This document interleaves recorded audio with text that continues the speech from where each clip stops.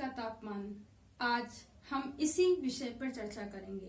So welcome to biology Pathshala and welcome to biology talks with Jagriti Patel. और आज की talks में हम लोग बात करेंगे कि क्यों बढ़ता जा रहा है दिन प्रतिदिन पृथ्वी का तापमान। तो इसे हम लोग स्टार्ट करते हैं।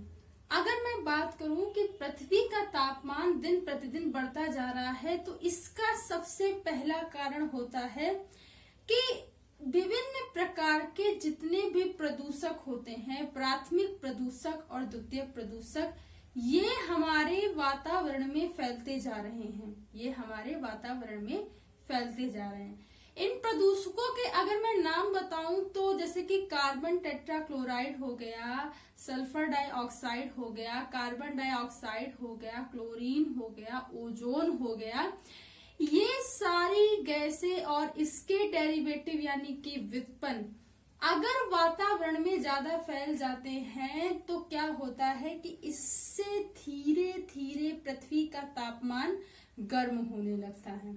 कहने का तात्पर्य ये है कि पर्यावरण या वातावरण है वो उसका संतुलन बेसिकली बिगड़ जाता है, और संतुलन के बिगड़ने के कारण ऐसी स्थिति होती है। तो ये तो हो गया दिन प्रतिदिन पृथ्वी का तापमान इसलिए बढ़ रहा है, लेकिन इसी में एक आता है वैश्विक तापन या ग्लोबल वार्मिंग। तो इन्हीं प्रदूषकों की वजह से क्या होता है कि दिन प्रतिदिन उस वातावरण या पर्यावरण के ऊपर पाई जाने वाली एक लेयर होती है जिसे स्ट्रेटोस्फीयर कहते हैं।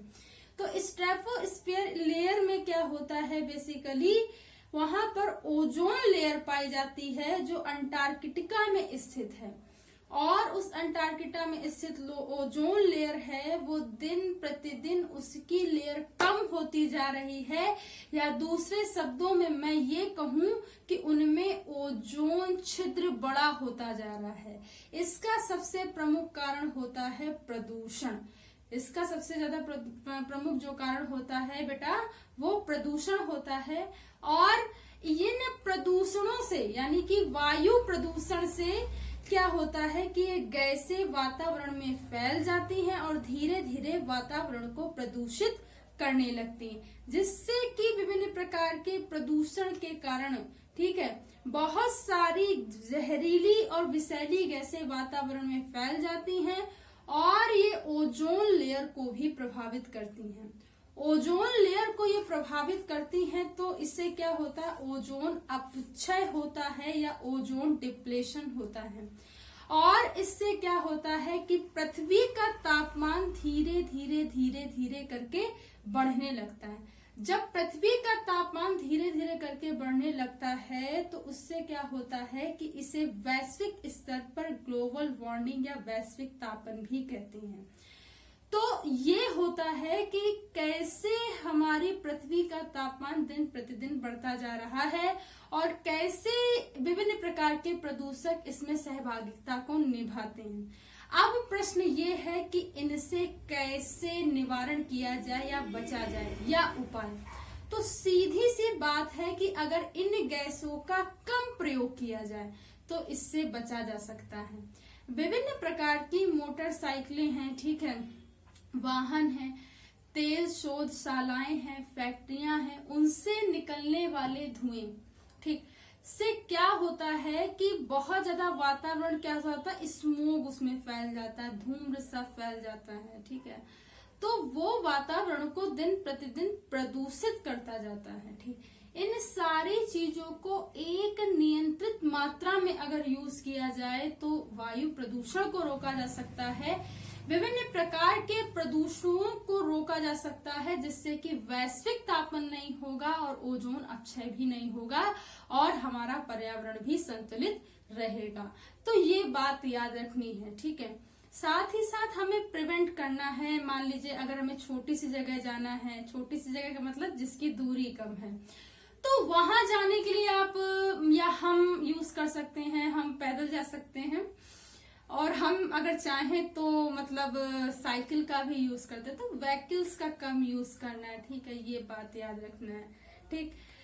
और अगर मैं इसे डिटेल में बताऊं, जैसे कि मान लीजिए एसी है, रेफ्रिजरेटर है, ठीक है, इसको अगर हम एक मतलब जितनी हमें आवश्यकता है उतना यूज करें, बहुत ज्यादा एक्सेस में ना यूज करें, तो उससे निकलने वाली CCl4 है, ठीक है, और जियान गैस है, मतलब ये सारी फ्रेऑन है, ये सारी गैसेस क्या करेंगी, नहीं फैलेंगी वातावरण में, और ओजोन डिप्लेशन भी नहीं होगा, पृथ्वी का तापमान भी नहीं बढ़ेगा, और पर्यावरण भी संतुलित रहेगा।